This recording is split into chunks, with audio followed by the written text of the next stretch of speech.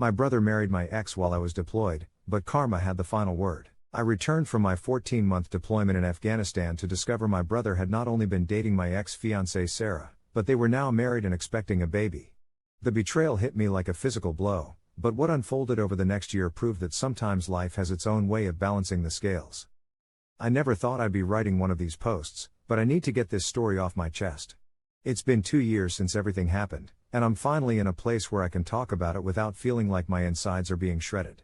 Fair warning, this is going to be long, and there's no happy ending for everyone involved. I enlisted in the Army shortly after graduating college with an engineering degree, partly to serve my country and partly to help pay down my student loans. I had been with Sarah since sophomore year of college. She was studying nursing, and we met when I sprained my ankle playing intramural soccer. She had this incredible laugh that would fill up a room, and this way of making everyone around her feel special. We dated for 3 years before I proposed, and she said yes without hesitation. When I got my deployment orders for Afghanistan, Sarah and I decided to postpone the wedding until I returned. It would be my first deployment, 14 months in a forward operating base near Kandahar. We talked about getting married before I left, but ultimately decided that we didn't want to rush our wedding, and Sarah had always dreamed of a proper ceremony with family and friends present. "I'll wait for you," she promised the night before I left. "When you come back, we'll have the wedding we always talked about." I believed her. I had no reason not to. For the first 6 months of my deployment, communication was consistent. We'd video call whenever I had access, which was typically once a week. She'd send care packages with homemade cookies that would arrive mostly as crumbs, but they still tasted like home. She'd include letters with inside jokes and plans for our future. But around the 7-month mark, something changed. The calls became less frequent, the letters shorter. She started mentioning being busy with work and other stuff without elaborating. I noticed she'd stopped ending our calls with "I love you," instead saying things like "talk to you soon" or "stay safe." When I asked if everything was okay, Sarah would always say, "Just busy, that's all." I tried not to read too much into it. Deployments are hard on relationships, and I knew that. Sometimes the people back home feel guilty for continuing to live their lives while you're stuck in a war zone. I told myself that when I got back, we'd reconnect. About 9 months into my deployment, her communication became even more sporadic. My gut told me something was wrong, but I was halfway around the world in a combat zone. What could I do? When we did talk, she seemed distant, almost nervous. I noticed she had stopped mentioning the wedding altogether. When I tried to talk about it, she would change the subject. "Let's talk about all that when you get back," she'd say. "No point in planning until we have a firm date for your return." It made sense, logically, but something felt off. My buddy Mike noticed I was distracted after one of our calls. "Everything good with Sarah?" he asked as we were heading back to our bunks. "I think so," I said. "Just deployment stuff, you know? It's hard on everyone." Mike nodded, but I could tell he wasn't convinced. My sister's husband was deployed twice. She said the hardest part was feeling like their lives were on 2 completely different tracks. "Give her some space, she'll be there when you get back." I wanted to believe him. 4 months before I was scheduled to return home, the calls from Sarah stopped completely. She would respond to my messages with brief texts, saying she was swamped with work and life. I started to worry in earnest. I reached out to my younger brother Jake to ask if he'd seen her, if everything was okay. Jake and I had always been close despite a 4-year age gap. He had moved to the same city as Sarah after college for a job in marketing. Before my deployment, the 3 of us would often hang out together when I visited. Jake's response to my message was delayed and unusually brief. "Haven't seen much of her lately. I'm sure she's fine, probably just busy with work and stuff. How are you holding up?" The deflection should have been a red flag, but I was more concerned about Sarah than analyzing my brother's texting patterns. I tried calling Sarah again, but she didn't pick up. Instead, she sent a text. "Sorry, Mark. It's difficult to talk right now. We should have a conversation when you get back. I hope you're staying safe." The formality of her message sent a chill through me. This wasn't the Sarah I knew. This wasn't the woman who had promised to wait for me. I responded asking if everything was okay, if she still wanted to get married, if there was someone else. Her reply came hours later. "I think it's better if we talk in person when you come home." I didn't need a translator to understand what that meant. Something was very wrong. I spent the next 4 months in a fog, going through the motions of my duties while my mind was thousands of miles away, trying to figure out what had happened, what had changed. I tried reaching out to Sarah a few more times, but her responses remained vague and distant. I stopped hearing from Jake almost completely, which I attributed to him being busy with his new promotion. Finally, the day came for me to return home. After processing out at Fort Bragg, I flew back to Minneapolis. I had texted Sarah my arrival details, but received no response. I told myself maybe she was planning a surprise welcome, though deep down I knew better. When I landed and turned on my phone, there were several messages from friends welcoming me home, but nothing from Sarah. I had a text from Jake that simply said, "Hey bro, welcome home. Let me know when you want to catch up." No offer to pick me up from the airport, no mention of getting together that day. It struck me as odd, but I was exhausted from 30+ hours of travel and not thinking clearly. I took an Uber to the apartment Sarah and I had shared before my deployment, only to find my key no longer worked. I knocked, but there was no answer. I sat on the front steps for almost an hour before accepting that she wasn't coming home anytime soon. I called my parents, who lived about 3 hours away, and they were overjoyed to hear my voice. They asked when I was coming to visit. "I'm not sure yet," I told them. "I need to sort some things out with Sarah first. I think something's wrong." There was a pause on the other end of the line that lasted a beat too long. "Mark," my dad finally said, "maybe you should come home first. Just for a few days." The tone in his voice made my stomach drop. "Dad, what's going on? Do you know something?" Another pause. "We think it would be better if you came home first, son." By this point, alarm bells were going off in my head. "Just tell me. Whatever it is, I need to know." I heard my mom in the background saying something I couldn't make out, and then my dad sighed deeply. "Mark, Sarah and Jake have been seeing each other. They got married 3 months ago." The world stopped. I actually couldn't breathe for a moment. I remember staring at a crack in the sidewalk, watching an ant crawl along it while my brain tried to process what I'd just heard. "Mark? Are you there?" My dad's voice sounded far away. "Are you serious?" I finally managed to say. "My brother and my fiancée? I'm so sorry, son. We only found out a month ago ourselves. They invited us to the wedding, but we refused to go. We couldn't support that." I hung up without responding and sat on those steps for I don't know how long. Eventually, I called my buddy Steve from college who lived in the city and asked if I could crash at his place. He came and picked me up within 20 minutes, took one look at my face, and said, "Dude, you look like you've seen a ghost. What happened?"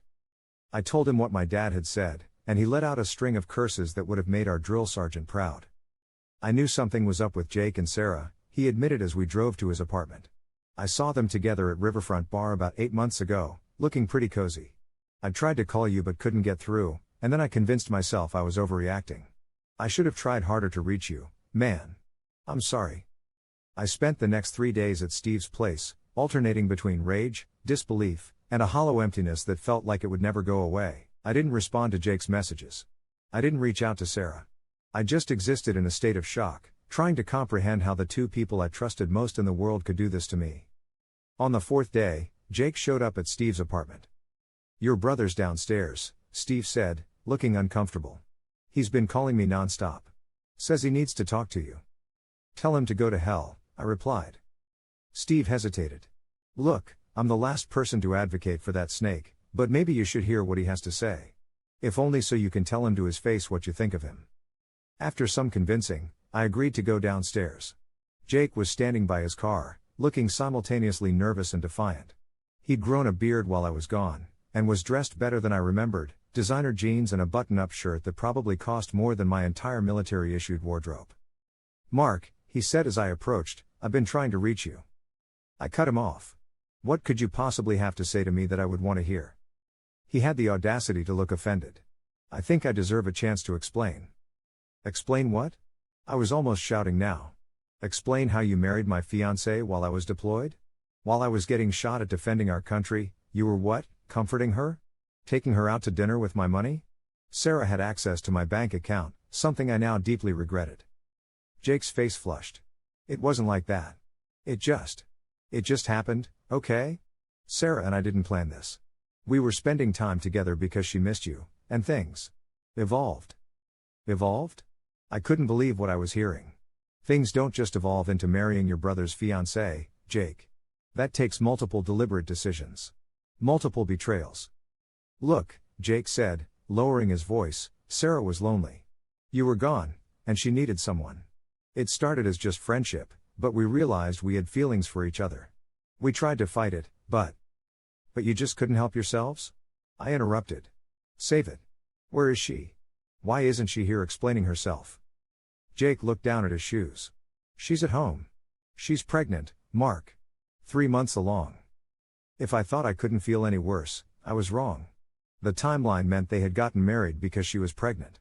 They had been seeing each other for months while I was deployed, while she was still telling me she loved me and sending me care packages. Get out of my sight, I told him, my voice deadly calm. Don't contact me again. As far as I'm concerned, I don't have a brother anymore. Mark, come on, Jake pleaded, reaching for my arm. We're family. I know you're hurt, but... I jerked away from his touch. Family doesn't do what you did. Family doesn't betray each other like this. You're being unreasonable, Jake said, his tone changing from pleading to defensive. People fall in and out of love all the time. Sarah realized she had feelings for me, and I had feelings for her. It happens. We didn't want to hurt you, but we couldn't deny how we felt. Did you even think about me? Even once? Did you think about what it would do to me to come home and find out my brother was sleeping with my fiancée? Jake had the grace to look ashamed, at least momentarily. Of course we did. We agonized over it. We were going to tell you together when you got back, but then Sarah got pregnant, and we decided to get married, and... the timing was never right. The timing was never right, I repeated incredulously. Well, I'm sorry my deployment schedule was so inconvenient for you both. That's not what I meant, Jake said, running a hand through his hair in frustration. Look, I know you're angry. Angry doesn't begin to cover it, Jake. You and Sarah destroyed everything I thought I knew about my life.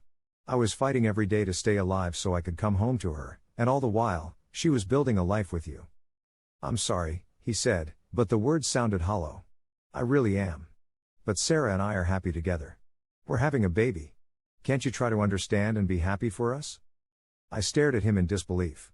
Be happy for you? Are you serious right now? We're family, Mark.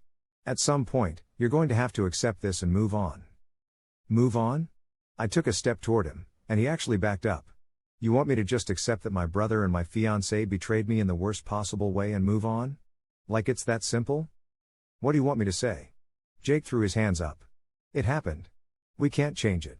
Sarah and I are together now, and we're having a baby. Those are the facts. I turned to walk away, unable to stand the sight of him any longer. Mark, wait, Jake called after me. Sarah wants to talk to you too. She feels terrible about how things happened. I stopped but didn't turn around. Tell Sarah she can go to hell too. You deserve each other. I went back to Steve's apartment and booked a flight to my parents' house for the next day. I needed to get out of that city, away from the apartment I had shared with Sarah, away from the places that held memories of the three of us together. My parents were waiting at the airport when I landed, both looking like they hadn't slept in days.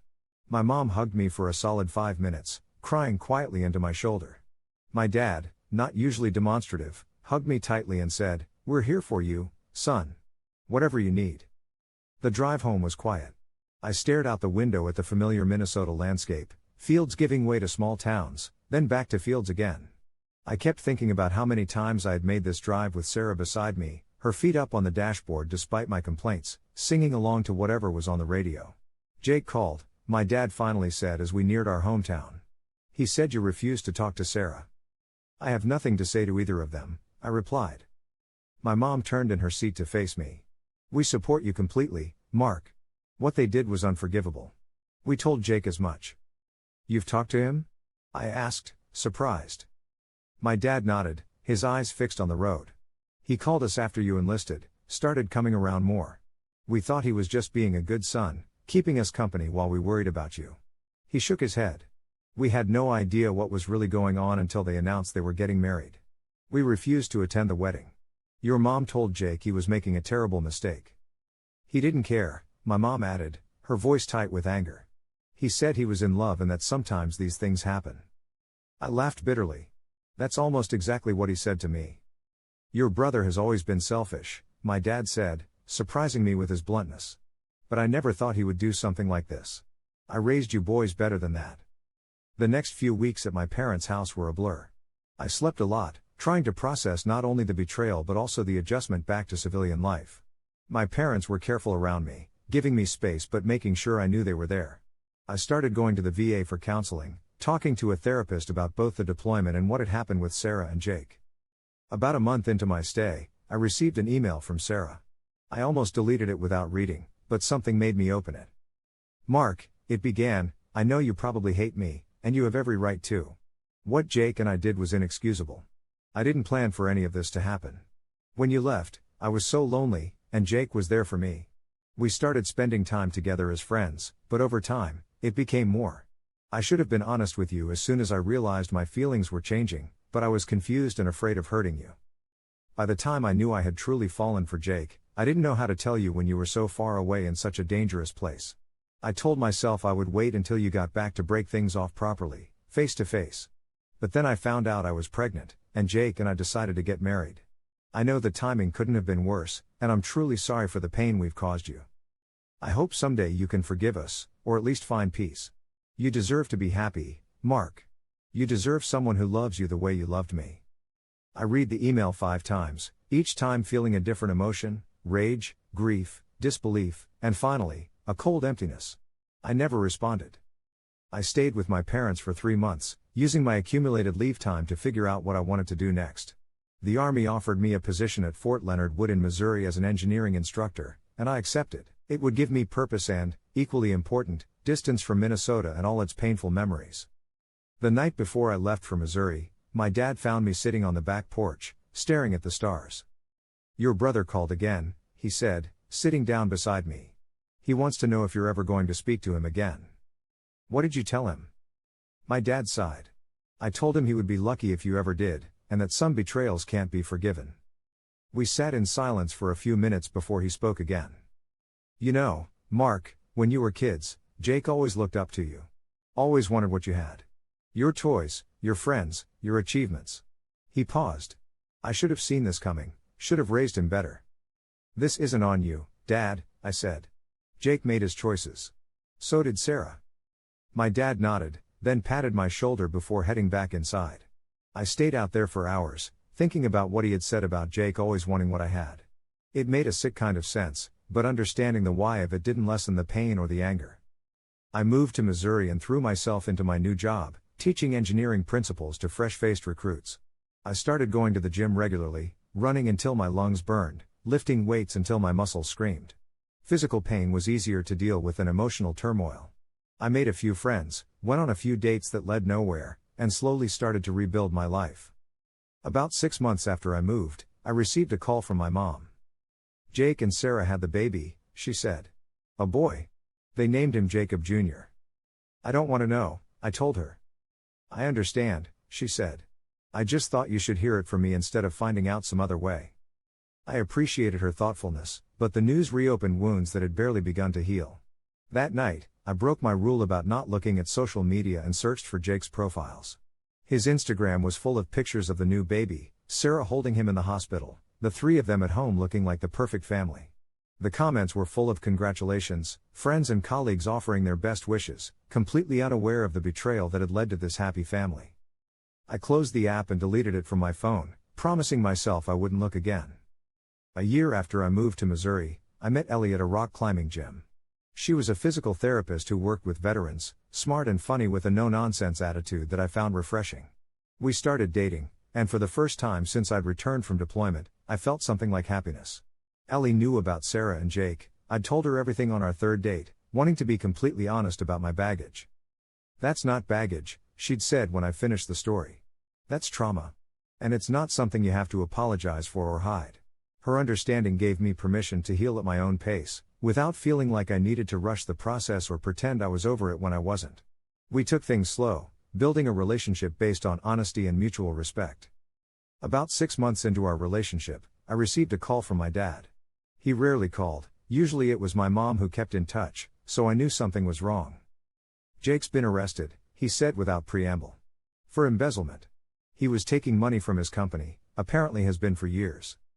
I sat down, genuinely shocked. "What? How much?" "Almost $500,000, my dad replied, his voice tight. "He's looking at serious prison time." Despite everything, I felt a pang of something, not quite sympathy, but a complicated emotion I couldn't name. "How's Sarah taking it?" "Left him," my dad said simply. Took the baby and moved in with her parents. Filed for divorce the day after he was arrested. I didn't know what to say. Part of me felt a grim satisfaction, karma catching up with Jake, but another part felt hollow. This wasn't a victory. This was just more pain, more broken lives. Did you know? I finally asked. About the embezzlement? No, my dad said firmly. We had no idea. Apparently, he started small, just after he got that marketing job. A little here, a little there. Then it got bigger. He was living beyond his means, trying to give Sarah the lifestyle she wanted. The irony wasn't lost on me.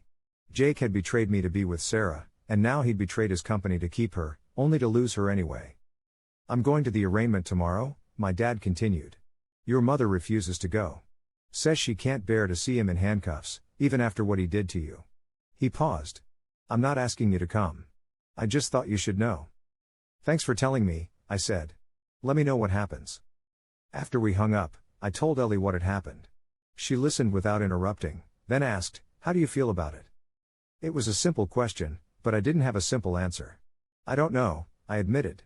I don't wish jail time on him, but I can't say I'm sorry that his life is falling apart. That's understandable, Ellie said. You don't have to have it all figured out right now. The next day, my dad called again after the arraignment. Jake had been denied bail, the amount of money involved and the fact that he had a passport made him a flight risk. He was being held until trial, which was set for 3 months later. He asked about you, my dad said. Wanted to know if you'd heard what happened. What did you tell him? I told him I'd let you know, but that he shouldn't expect anything from you. I nodded, though my dad couldn't see it over the phone. Did you talk to Sarah?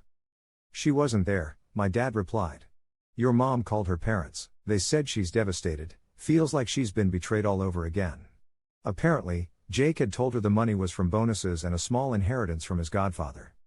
The parallel wasn't lost on me. Sarah now knew what it felt like to be lied to by someone she trusted. 3 months later, Jake went to trial. He pleaded guilty in exchange for a reduced sentence, 5 years instead of the potential 15 he was facing.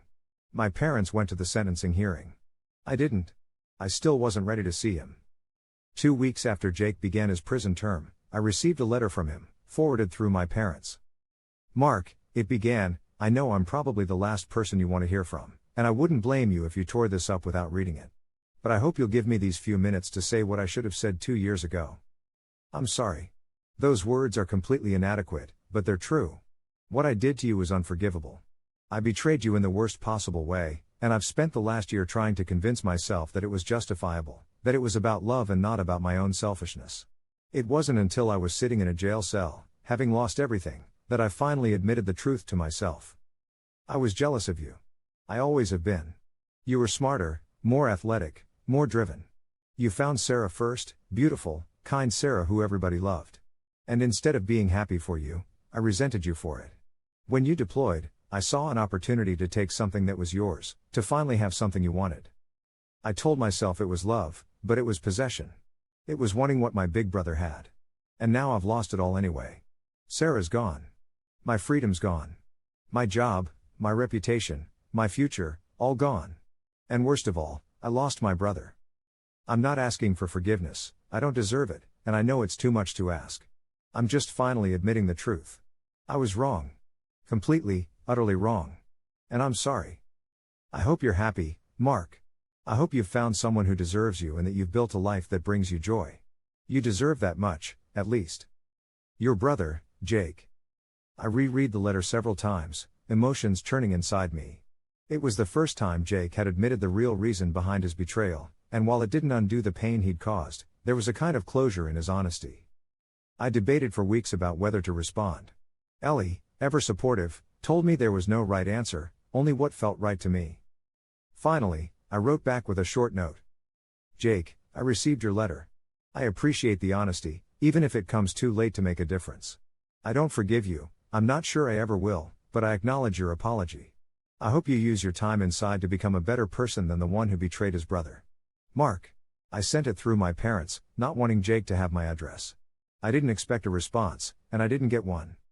6 months later, I received another unexpected communication, an email from Sarah. The subject line was simply "I'm sorry." Mark, she wrote, I'm sure I'm the last person you want to hear from. I debated for months about whether to write this, but after everything that's happened, I feel like I owe you the complete truth. What Jake and I did to you was inexcusable. There's no justification for betraying someone the way we betrayed you. At the time, I told myself it was about love, about connection, about how Jake was there when you weren't. But that's no excuse.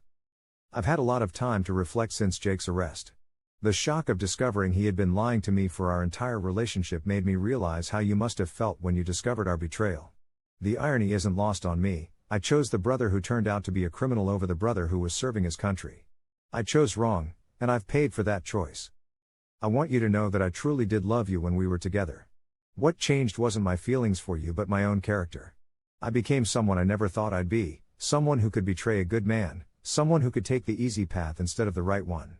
The fact that I'm now a single mother living with my parents while the man I left you for sits in prison seems like a fitting consequence for my actions. I don't expect forgiveness, and I'm not writing to ask for it. I just wanted you to know that I recognize the gravity of what I did to you, and I am truly sorry. I hope you've found happiness. You deserve it more than anyone I know. Sarah. I didn't respond to her email. I didn't need to. In a way, both Jake and Sarah had received exactly what they deserved. Jake lost his freedom and his family, and Sarah lost the stability and trust she'd sacrificed our relationship for. It wasn't that I wished suffering on them, it was simply that justice had its own way of balancing the scales. As for me, I proposed to Ellie a year after we met. She said yes, and we were married in a small ceremony with just our closest friends and family. My parents were there, beaming with pride and relief that I had found happiness again. We bought a small house near the base, and I continued teaching while Ellie expanded her physical therapy practice.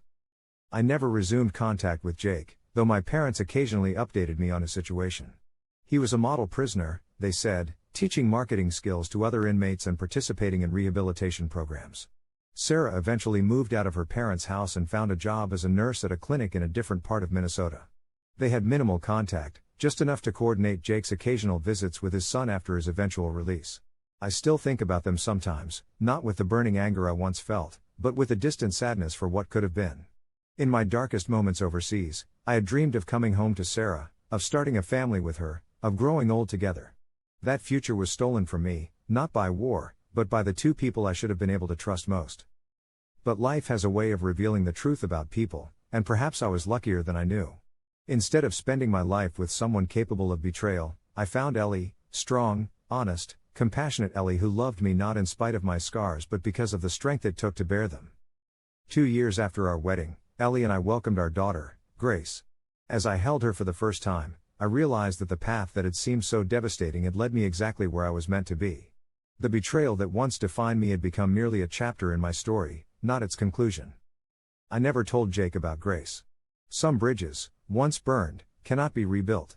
But I did send my parents photos, knowing they would probably share them. It wasn't about forgiveness, it was about acknowledging that life goes on, that happiness is possible even after devastating betrayal. In the end, that's what I want people to take from my story. Betrayal changes you. It forces you to rebuild from the foundation up. But it doesn't have to define you forever. Sometimes the most broken roads lead to the most beautiful destinations, and the people who betray you unwittingly set you free to find someone, better. I still don't speak to Jake or Sarah. I probably never will. But I no longer carry the weight of their betrayal. I've found my peace, my purpose, my family.